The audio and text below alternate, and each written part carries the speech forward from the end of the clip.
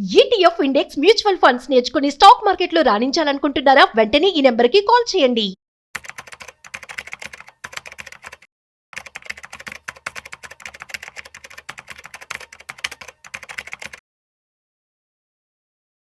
నమస్తే సుందరం. నమస్కారం. ఎఫ్ఐఐని ఎందుకు అంత సెల్ చేస్తున్నారండి? ఎప్పుడు న్యూస్ చూసినా కూడా ఎఫ్ఐఐ సెల్లింగ్ అని అసలు అవును. ఎందుకు అంత పగబట్టారు? వాళ్ళు ఎప్పుడు ఇంక్రీజ్ అయినట్టు కనిపించట్లేదు, నాకు సెల్లింగే కనిపిస్తా ఉంది. అవును.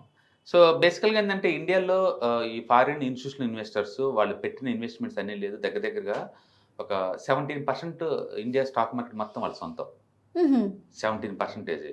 ఎప్పుడో 10 ఏళ్ళు 20 ఏళ్ల క్రితమే సెన్సెస్ నిఫ్టీ బాగా తక్కువలో ఉన్నప్పుడే వాళ్ళు హెవీగా ఇన్వెస్ట్ చేశారు ఓకే. వాళ్ళు ఆ టైంలో. అప్పటికి ఇప్పటికల్ బాగా పెరిగిపోయినాయి అవన్నీ కూడా. ఇప్పుడు మార్కెట్లో చెప్పాలంటే 85 లక్షల కోట్లు వాళ్ళ సొంతం. 85 లక్షల కోట్లు. స్టాక్ మార్కెట్ మొత్తం ఒక 430 లక్షల కోట్లు ఉంటుంది ఇండియన్ స్టాక్ మార్కెట్. 430 లక్షల కోట్లు ఇండియా స్టాక్ మార్కెట్ మొత్తం సైజు. ఆహా. అందులో వాళ్ళ సైజు 85 లక్షల కోట్లు ఉంటుంది ఈ పాయింట్ ఆఫ్ టైంలో కూడా. ఆహా. అందుకని రోజుకి 3,000 కోట్లు అమ్మినా సరే ఇంకా 40-50 సంవత్సరాలు అమ్మాల్సి వచ్చింది వాళ్ళు. ఓ, సో మనం దాన్ని భూతద్దంలో పెట్టి చూడాల్సిన చూసుకోవాల్సిన అవసరం అవసరం లేదు. లేదు. కానీ సెల్లింగ్ అనేసరికి అక్కడ కాబట్టి ఏం జరుగుతుందంటే లాస్ట్ 6 ఇయర్స్ నుంచి పర్టికులర్గా 2021 నుంచి చూశారనుకోండి, వాళ్ళు కొత్త మనీ లోపల తీసుకురాకపోగా మ్, ఉన్న దాంట్లో ఉంచి దగ్గర దగ్గర 92,000 కోట్లకి అమ్మారు ఓ 6 సంవత్సరాల క్రితం. ఓకే. 5 సంవత్సరాల క్రితం 2022లో 2.7 lakhs కోట్లకి అమ్మారు. కొత్త డబ్బులు తీసుకురాలా, ఉన్న డబ్బులు అమ్మేశారు. అలాగే 2023లో చూస్తే మళ్ళీ 16,000 కోట్సే అమ్మారు. మళ్ళీ 2024లో చూసుకుంటే 3 లక్షల కోట్లకు అమ్మారు. 2025 లాస్ట్ ఇయర్ చూసుకుంటే 3 లక్షల కోట్లకు అమ్మారు. మ్, ఈ సంవత్సరం ఇప్పటికే 1 మంత్లోనే 40,000 కోట్లకు అమ్మారు. పెరుగుతోంది మార్కెట్లో వాళ్ళ సెల్లింగ్ పెరుగుతుంది. పెరుగుతోంది అదే అదే. ఇప్పుడు 1 మంత్కే 40,000 కోట్లు చేసి పడేశారు. ఆ, కాబట్టి ఇంత హెవీ అగ్రెసివ్ సెల్లింగ్ అప్పుడు ఎవరో ఒకరు కొంటే తప్ప అది ఆగదు కదా. అవును. అయితే ఈ సంవత్సరం కొత్తగా ఏంటంటే ఒక రిటైలర్సే నెలకొచ్చేకల్లా 31,000 కోట్లు పెడుతున్నారు స్టాక్ మార్కెట్లో ఎస్ఐపి రూట్లో రిటైలర్స్ అందరు కలిసి. ఆహా. అలాగనే ఇన్సూరెన్స్ కంపెనీస్ అండ్ ఇవి పెన్షన్ ఫండ్స్ ఇవన్నీ కలిపి లాస్ట్ 1 yearలో స్టాక్ మార్కెట్లో 8 లక్షల కోట్లు పెట్టినాయి. It's a good sign it's అనుకోవాలంటే. Good sign. ఓకే. వీళ్ళే కనుక లేకపోతే ఈ ఎఫ్ఐ సెల్లింగ్కి వాటిని కొనేవాళ్ళ లెక్క ఇంకా డ్రాప్ అయ్యేది. ఆహా. అందుకని స్టాక్ మార్కెట్ కాతుకుతూ ఆగిందంటే కేవలం రిటైలర్స్ ఎస్ఐపి రూట్లు కొంటున్నారు కాబట్టి ఇది ఆగింది. ఓ. వాళ్ళ డబ్బే లేకపోతే ఇంకా ఎక్కడ కొలాప్స్ అయిపోయేది. మ్, మ్. కాబట్టి వాళ్ళు ఇది దీని ప్రభావం మన మార్కెట్ మీద ఎలా ఉంటుందండి? డెఫినెట్ గా ఉంటుంది. ఎందుకంటే ఎవరైనా కొనే వాళ్ళు అందరూ కొంటున్నారు అనుకోండి, డిమాండ్ క్రియేట్ అయ్యి స్టాక్ ప్రైస్ ఈజీగా ముందుకు పోతాయి. పెద్దోళ్ళు అమ్ముతున్నారు అనుకోండి, చిన్నోళ్ళు ఎంత కొన్నది ఆగదు కదా. అవును. ఇక్కడ పెద్ద వర్గం అంటే ఎఫ్ఐఐస్ డిఐఎస్ ఇద్దరు అనమాట. మ్, ఇండియాలో డిఐఎస్ తక్కువ మంది ఉంటారు, బట్ ఎఫ్ఐఎస్ ఎక్కువ మంది ఉంటారు. వీళ్ళు ఆల్రెడీ ఎప్పుడో తక్కువ రేటు ఉన్నప్పుడు బాగా భారీ కొన్నారు వాళ్ళు. ఆ కొన్నయన్నీ మంచి లాభాలతో ఉన్నాయి కదా ఇప్పుడు. అందుకు రోజుకు 3,000 కోట్లు అమ్మేసుకుంటూ వెళ్ళిపోతా ఉన్నారు అదే పనికి లాస్ట్ 6 సంవత్సరాల నుంచి. కాకపోతే ఒకటే ఇక్కడ ఈ అమ్మేసే మొత్తం అమెరికాకి వెళ్ళటల్లా ఇందులో కొంత మళ్ళీ ప్రైమరీ మార్కెట్కి వచ్చేస్తుంది. కొత్తగా ఐపీఎస్ వస్తున్నాయి కదా. మ్, ఇండియాలో యావరేజ్ మీద ఐపీఎస్ సంవత్సరానికి 250 వస్తున్నాయండి. అంటే రోజుకు ఒకటి వస్తుంది యావరేజ్ వర్క్ ఇండియాలో, మ్, ఎవ్రీడే వర్క్ ఇండియాలో. పెద్ద ఐపీఓ అంటే దగ్గర దగ్గర ఒక 15,000 కోట్లకు ఉంటుంది రఫ్గా. చిన్న ఐపీఓ అంటే 30 కోట్లు 20 కోట్లకు వస్తున్నాయి. ఓ. ఈ డబ్బులను కొంత వాళ్ళు కొత్తగా వచ్చే ఐపీఎస్లో ఇన్వెస్ట్ చేసుకుంటూ పోతున్నారు. ఆహాహా. అంటే రెండోది ఎందుకు ఎఫ్ఐఎస్ ఎంతగా అమ్ముతున్నారు అంటే వాళ్ళు గిట్టుబాటు అవట్లా. ఆహా. ఎందుకు గిట్టుబాటు అవటం లేదంటే మనం ఎప్పుడైనా స్టాక్ మార్కెట్ మనం ఇండియన్ రూపీలో పెడుతున్నాం కాబట్టి మనం ఇండియన్ రూపీలో లెక్కేసుకుంటాం. ఆ. కానీ వాళ్ళు డాలర్లో పెడుతున్నారు కదా. ఓకే. డాలర్లో అమెరికా నుంచి వచ్చే వాళ్ళందరూ డాలర్లో పెడతారు. డాలర్లో పెట్టినప్పుడు మళ్ళీ తిరిగి తీసుకెళ్ళినప్పుడు డాలర్లో కన్వర్ట్ చేసుకొని తీసుకెళ్ళాలి కదా. లాస్ట్ ఇయర్ 1 yearలోనే రూపీ 6% డౌన్ అయింది. 6% లాస్ అయినట్టే కదా వాళ్ళ డబ్బులు వాళ్ళు అవును. మార్చినప్పుడు. అవును. Plus taxes 12.5% long term capital get tax కట్టాలి కదా. మ్, అదొక 12.5% పోయింది కదా. ఇప్పుడు ఈ రూపీ డిప్రిషియేట్ అయిపోయింది 6%, 12% ట్యాక్స్ పోగా మార్కెట్ 10% పెరిగినా సరే వాళ్ళ చేతికి వచ్చేది 2%. ఓ. అదే ఇండియాలో ఉండి ఇండియాలో పెట్టే వాళ్ళకి ఏంటంటే 12% పెరిగినా సరే మనకి 2% ట్యాక్స్ పోగా ₹2, ₹10 మిగులుతుంది మనకి. మ్, బట్ వాళ్ళకి మిగలవు, ఎందుకంటే డాలర్ వీక్ అవుతుంది కాబట్టి. ఓకే. వాళ్ళ ఇండియన్ రూపీ వీక్ అవటం వల్ల డాలర్ ఎక్కువ పెట్టి కొనాల్సి వస్తుంది. అవును. దాంతో వాళ్ళకి ఏంటంటే 10% వచ్చినా సరే లిటర్ కనపడుతున్నా వాళ్ళకి గిట్టుబాటు అవుతుంది 2%. అమెరికాలో ఇప్పుడు బ్యాంకులకు వడ్డీకి ఇస్తే గిట్టుబాటు అవుతుంది 4% అండి. ఓ. అమెరికాలో వడ్డీ రేట్లు పెరిగినాయి బాగా అక్కడ కూడా. ఓకే. అక్కడ బ్యాంకుల్లో మనం ఇన్వెస్ట్ చేస్తేనే వాళ్ళకి లోకల్ వాళ్ళకి వచ్చేది 4% వస్తుంది. ఆహా. అది ఇండియాకి 10% సమానం. ఆ, ఇండియాకి వస్తే 10% సమానం. అవును. లాస్ట్ 2 years నుంచి నిఫ్టీ సింగిల్ డిజిట్లో మూవ్ అవుతుంది. అవును. మరి వాళ్ళకి ఏం గిట్టుబాటు అవుతుంది ఇండియాలో ఉంటే? కాబట్టి వాళ్ళు స్టాక్స్ ని వెనక్కి వాళ్ళ తీసుకుంటారు. లాక్కెళ్ళిపోతున్నారు. పైగా వేరే దేశాలు చాలా తక్కువ రేటు దొరుకుతున్నాయి. అమెరికా అనుకోండి, American stock market last year almost 20% పెరిగింది. ఆహా. గత 3 సంవత్సరాల నుంచి అమెరికన్ మార్కెట్ యావరేజ్ మీద డబుల్ డిజిట్లో పోత పెరుగుతూనే ఉంది. వరల్డ్ వైడ్గా అన్ని మార్కెట్లు పెరుగుతూ ఉన్నాయి. అందుకని ఎక్కడైతే వరల్డ్ మార్కెట్లో గ్రోత్ ఉంటుందో, ఎక్కడైతే ఈ data centres, artificial intelligence stocks availability ఉంటుందో వాటిలో ఇన్వెస్ట్ చేసుకుంటూ వెళ్తున్నారు. మ్మ్. ఊహించుకోండి, ఎన్విడియా 3 years బ్యాక్ మనం చూసుకుంటే అది 2 లక్షల కోట్ల కంపెనీ. ఇవాళ 500 లక్షల కోట్ల కంపెనీ ఈ పాయింట్ ఆఫ్ టైంలో. మరి డబ్బులు అంతా ఎవరు పెట్టారంటే వీళ్ళే పెట్టారు. మ్మ్. అందుకని ఇండియాలో లాస్ట్ 2 years నుంచి ఈ ఆర్టిఫిషియల్ ఇంటెలిజెన్స్ స్టాక్స్ ఏం లేవు, ఇక్కడ మ్మ్. డేటా సెంటర్ స్టాక్స్ ఏం లేవు. అంటే మోడర్న్ లేటెస్ట్ టెక్నాలజీ ఉన్న స్టాక్స్ ఇక్కడ ఇండియాలో లేవు. ఓకే. అవన్నీ తైవాన్లో ఉన్నాయి, చైనాలో ఉన్నాయి, కొరియాలో ఉన్నాయి, అమెరికాలో ఉన్నాయి. అందుకని న్యాచురల్గా అందరూ ఆటోని పెడతారు కదా, ఎందుకంటే ప్రస్తుతానికి ఆర్టిఫిషియల్ ఇంటెలిజెన్స్ రన్ అవుతుంది. అవును. ఆటలో ఇన్వెస్ట్ చేసుకుంటూ పోతారు. అందుకని అందరూ అక్కడికి వెళ్తున్నారు. ఓకే. రెండోది, ఇండియా నుంచి కూడా అమెరికాలో ఇన్వెస్ట్ చేసే వాళ్ళు ఎక్కువ అవుతున్నారు. ఆహా. అమెరికాలో మైక్రోసాఫ్ట్ కొనేవాళ్ళు, ఫేస్బుక్ కొనేవాళ్ళు ఎక్కువ అవుతున్నారు. అంటే మనోళ్ళే అటు డాలర్ కొంటాం ఏం చేస్తున్నారు, డాలర్ ఇంకా కాస్ట్లీ అవుతుంది, రూపాయి ఇంకా డ్రాప్ అవుతుంది. డ్రాప్ అయిపోతుంది. మనోళ్ళే గోల్డ్ కొంటున్నారు. గోల్డ్ కొనాలన్నా డాలర్లో పే చేసుకోవాల్సిందే కదా, దుబాయ్ వాళ్ళకి లేదా స్విట్జర్లాండ్ వాళ్ళకి. అందుకు రూపీ మీద ప్రెజర్ ఎక్కువ ఉంది.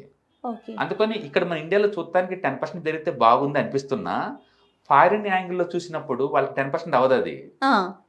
వాళ్ళు డాలర్ కన్వర్షన్లో 6% పోతుంది, ట్యాక్స్ రూపంలో ఇంకొక కొంత పోతుంది, లాస్ట్ 2% మిగులుతుంది. అంటే ఓకే. లాస్ట్ 3 years యావరేజ్ మీద ఎఫ్ఐఎస్ ఎవరైతే ఇండియాలో ఇన్వెస్ట్ చేస్తారో వాళ్ళందరూ మిగులుతుంది 3 to 4%. అదే అమెరికాలో బ్యాంకులు వడ్డీ ఇచ్చుకుంటేనే వాళ్ళకి 4% మిగులుతుంది. కాబట్టి వాళ్ళు ఇండియాలో ఇన్వెస్ట్ చేస్తారంటే చేయరు. అందుకని వాళ్ళు ఇప్పుడు రారు ఇండియాకి తిరిగి. ఇంకా ఇప్పుడు వాళ్ళు రావాలంటే ఒకటి, స్టాక్ మార్కెట్ బాగా పర్ఫార్మెన్స్ ఉండాలా, ఆహా.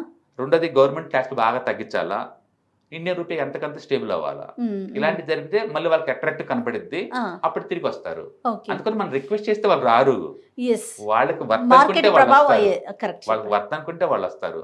అందుకని ఇంటర్నేషనల్ లెవెల్లో ఎక్కడైనా బ్యాంక్ వడ్డీ రేట్లు 5% కొత్తని వాళ్ళ దేశంలోనే అనుకుంటే అసలు బయటికి ఎక్కడికి రారు వాళ్ళు, అక్కడే అక్కడే కూర్చుంటారు. చేసుకుంటారు. అక్కడే కూర్చుంటారు.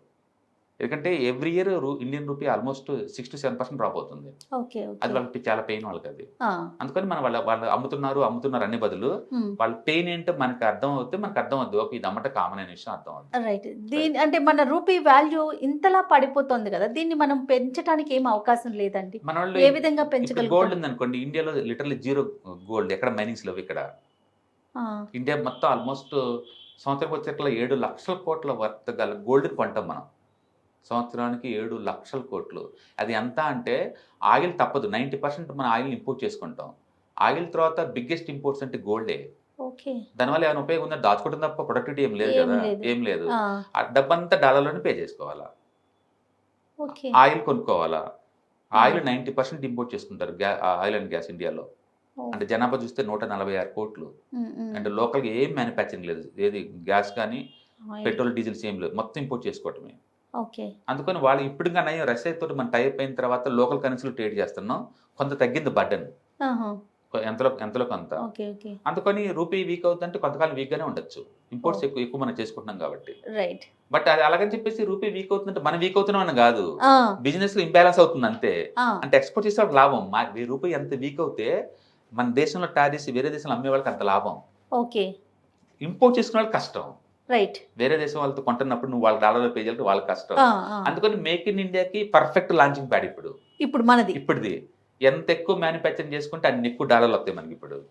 రైట్. రైట్. అందుకని అదొక ఎకానమీ పాలసీ షిఫ్ట్ అవుతుంది అంటే బెటర్ అనమాట.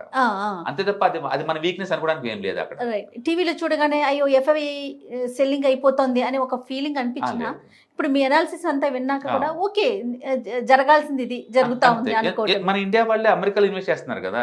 ఎస్, అది హ్యాపీ థింగ్. స్టాక్ మార్కెట్ లో మాఫాంగ్ అని ఒక ETF దొరికింది. మనం డైరెక్ట్ గా అమెరికా టాప్ 10 కంపెనీలు పెట్టుకోవచ్చు, ఇండియాలో కూర్చొని ఇండియన్ రూపీలు పెట్టచ్చు.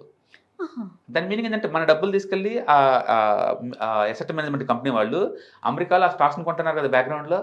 అంటే మనం కూడా మన తెలియకుండా డైరెక్ట్ ఇండియన్ వీక్నెస్ కి హెల్ప్ అవుతున్నాం కదా. అవును. అవును. సో అట్లా లోకల్ థింగ్స్ వల్ల రేపు ప్రస్తుతానికి వీక్ అవుతుంది అనమాట. ఆ వీక్నెస్ మన వీక్నెస్ కాదు, ఎకానమీ వీక్నెస్ కింద కాదు అది. అది ఎకానమీ పాలసీలో ఒక మార్పు అంతే. రైట్. అది మన వీక్ ఖచ్చితంగా కావద్దు.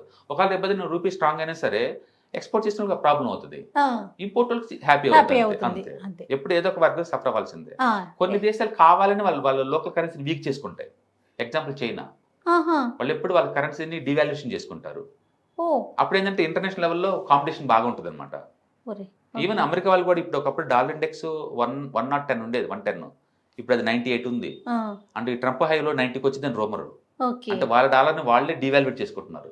ఓకే ఎందుకంటే బిజినెస్ కాంపిటేటివ్గా తయారు అవ్వాలని. అవ్వాలని అదే అందుకని ఈ rupee conversion, currency conversion, economy మొత్తం కూడా ఏంటంటే బాగా ఇండెప్త్గా ఉన్న వ్యాస్ట్ సబ్జెక్ట్ అనమాట. అవునండి అవి ఐడియాస్ ఉండే కొద్ది లేదు, మనకి రీజనల్ అర్థం అవుద్ది. ఓకే ఓకే ఇది జరుగుతుంది కాబట్టి ఇది ఓకే అని అర్థమైంది. అందుకు రోజుకి FIIs 3000 crores అమ్ముతున్నారంటే it's normal, nothing is worry about that అనమాట. ఓకే కాకపోతే ఒకటి కంపెనీస్ ప్రాఫిటబిలిటీ పెరిగితే అది ఆటోమేటిక్గా అందరినీ అట్రాక్ట్ చేస్తుంది.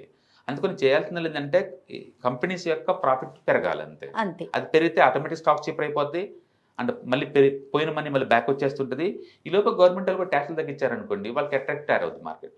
రైట్ రైట్ అండి, థ్యాంక్ యూ సో మచ్ అండి. నమస్తే. హాయ్, ఈ మంత్ ఈ 3 రోజుల్లో అంటే సాటర్డే, సండే, మండే ఈ 3 రోజుల్లో ETFs, index funds, mutual funds గురించి ఎలా సెలెక్ట్ చేసుకోవాలి, ఎలా ఇన్వెస్ట్ చేయాలి, బెస్ట్ వాటికి ఎలా చూస్ చేసుకోవాలి, వీటి మీద ఈ 3 days వెబినార్ జరగబోతుంది ఆన్లైన్ లో. అండ్ ఇంట్రెస్ట్ ఉన్న పార్టిసిపెంట్స్ ఈ కింద స్క్రోల్ అవుతున్న నెంబర్ కి కాల్ చేసుకోండి. దీంట్లో ఎప్పటిలాగానే మ్యూచువల్ ఫండ్స్ ని బెస్ట్ వాటిని ఎలా పిక్ చేసుకోవాలి, different type of mutual funds అంటే ఏంటి, ఇవన్నీ అలాగే ETFs కొత్తగా వచ్చిన ETFs ను వాటిని ఎక్కడ ట్రాక్ చేసుకోవాలి, ఎలా ఇన్వెస్ట్ చేసుకోవాలి, ఇండెక్స్ ఫండ్స్ కూడా ఇలా మొత్తం మీకు కాంప్రహెన్సివ్ గా డిస్కస్ చేయబడుతుంది. అలాగే ఎవరైనా మ్యూచువల్ ఫండ్ డిస్ట్రిబ్యూటర్ అవ్వాలి అనుకున్న వాళ్ళకి వాటి గైడెన్స్ కూడా ఈ ప్రోగ్రామ్ లో ఇవ్వబడుతుంది. మొత్తం టోటల్ ఇది 6 hours ప్రోగ్రామ్, 3 days ఉంటుంది. ఇంట్రెస్ట్ ఉన్న పార్టిసిపెంట్స్ అందరూ కూడా కింద స్క్రోల్ అవుతున్న నెంబర్ కాల్ చేసుకొని ఈ వెబినార్ కి బుక్ చేసుకోండి. Thank you.